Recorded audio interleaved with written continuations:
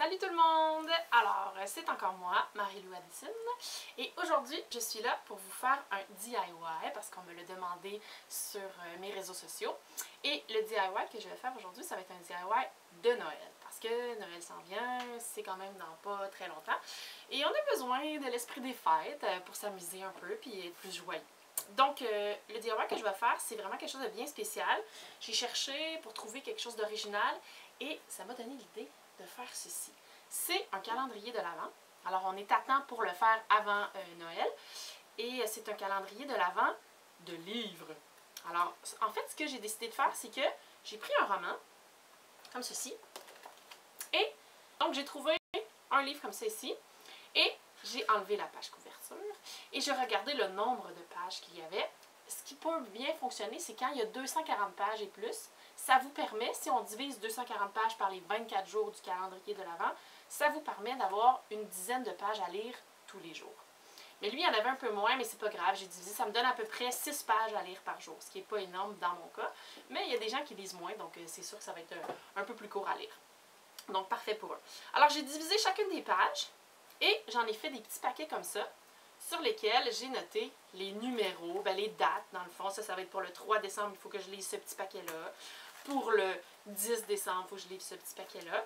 Et voilà, ça m'a donné au complet mon petit calendrier de l'Avent. Puis là, je vais vous montrer comment j'ai fait pour découper les pages et tout ça. Et en fait, la raison pour laquelle j'ai deux livres pareils, c'est que je me suis dit que ce serait une idée parfaite pour offrir ce calendrier de l'Avent-là à quelqu'un qui va le lire en même temps que moi. Donc, pendant le temps des fêtes, moi, je vais avoir mon calendrier à moi que je vais faire devant vous et une autre personne à qui je vais l'offrir qui est ma mère, qui adore lire et je pense qu'elle va apprécier le petit cadeau. Elle va pouvoir lire en même temps les mêmes journées. Donc, le 3 décembre, on va lire les deux en même temps, cette petite partie-là. Le 10, on va lire celle-là. Donc, voilà comment on va procéder. Pour commencer, je vais avoir besoin de découper donc mon livre en 24 parties égales. Je vais le découper puis je vais vous montrer ce que ça donne tout de suite après. Rebonjour! Alors là, comme vous voyez, j'ai enlevé la page couverture. J'ai aussi enlevé les pages qui étaient moins importantes au début, avec où on voit la maison d'édition, tout ça. Puis j'ai enlevé les pages à la fin parce qu'il y en avait quand même un bon paquet. Ce qui fait que ça me donne 140 pages, dans mon cas à moi, pour ce roman-là, à découper en petites parties. Moi, dans le fond, j'ai calculé que c'était 6 pages à la fois.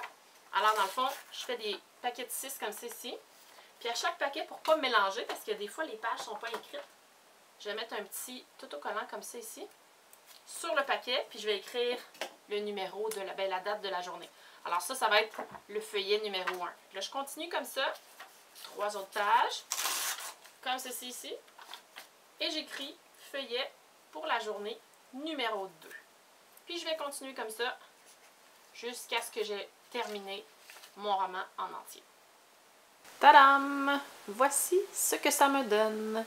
24 petits feuillets que je vais pouvoir rouler un à la suite des autres avec un numéro. Et donc, je vais le faire. Ok, alors, mon feuillet numéro 1, j'enlève évidemment le petit post-it qui ne sert à rien. Et là, je le roule, c'est très facile. Je vais vous montrer dans 2 secondes ce que ça donne. Alors ça, c'est mon petit feuillet roulé. Et avec un fil de couleur, la couleur de votre choix. Là, j'en avais des rouges pour la première partie. Là, il m'en restait pas d'autres, fait que j'ai juste un vert à mettre. Je fais un nœud autour du feuillet. Là, la première fois que je l'ai essayé, ce DIY-là, j'ai mis du papier collant pour que ça tienne plus. Sauf que c'est vraiment pas quelque chose à refaire parce que quand on enlève le papier collant, ça arrache les lettres de la feuille. Donc, c'est vraiment pas quelque chose à refaire. Je vous conseille pas. Donc, vraiment juste faire des petits feuillets comme ça. C'est pas grave si le feuillet est roulé plus serré ou moins serré, ça n'a pas d'importance. Là, on voit, il est un petit peu plate, mon feuillet. Puis de toute façon, il faut que j'écrive la date. Alors, moi, j'avais trouvé de la feutrine comme ça ici, que je découpe en carré. Puis là, regardez, découpez-le dans la forme que vous voulez, évidemment. Et chaque feutrine, moi j'ai un petit carré ici, je fais un trou avec un poinçon. Comme ceci. Assurez-vous d'avoir un bon poinçon parce que j'en avais un au début qui fonctionnait vraiment pas bien. Alors, ça a pas, il a brisé. J'étais obligée de me munir d'un autre poinçon. Et là, avec le petit trou, on le fait passer dans le fil qu'on a utilisé pour attacher notre feuillet. Et on fait un superbe nœud. C'est quand même assez facile, vous allez voir. Oh, j'ai un petit peu de misère, évidemment. Je dis que c'est facile, puis j'ai de la misère. Et je termine le tout, mais là, il manque la date que je dois inscrire. Alors là, c'est le feuillet numéro 1. Alors voilà pour ma première lecture du 1er décembre, ça va ressembler à ça.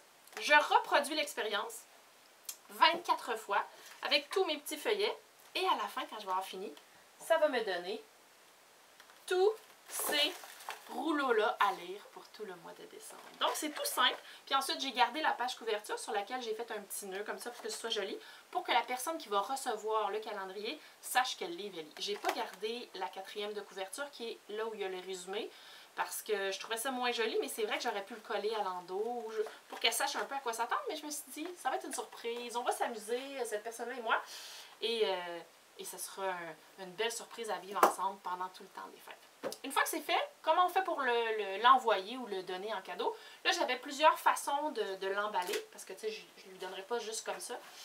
Je me suis dit que je pouvais le mettre dans un pot comme ça, puis ça, c'est fait à partir d'un pot de Pringles, que mon fils s'est fait un plaisir de déguster, évidemment. Donc, on le vide. On le vide, on le lave en entier. Ça sent plus les chips. Et une fois que c'est bien lavé, ça, c'est le format très grand, le format jumbo, mais regardez, j'en ai un format plus petit ici.